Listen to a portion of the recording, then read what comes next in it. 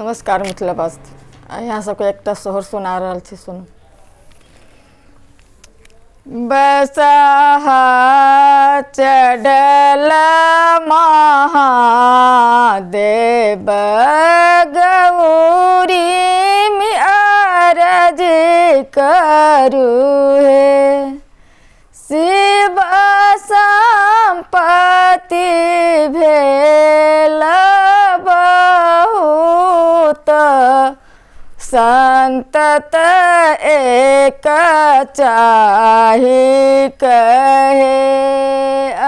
शिव संपत्ति भेल बहुत,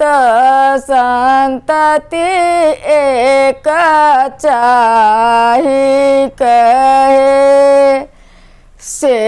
सुनी उठला महादेव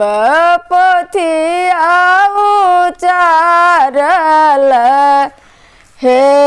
गौरी पूर्वी में कलऊं बड़ा पाप, संतत नहीं लिखल है, चल चल शिव काशी की काशी नहाए बहे, शिव छूटी जतै पूर्वी के पाप, संतत एक पाए बहे, पहिले जे देखली आम के घौद, तखनत तरी घौद है, आहे तखन देखल नंदलाल की गोदी में खेलाओल है,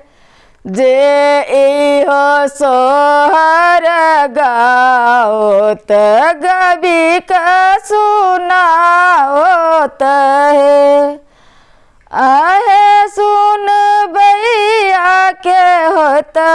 बैकुंठ गबैया के पुत्र हो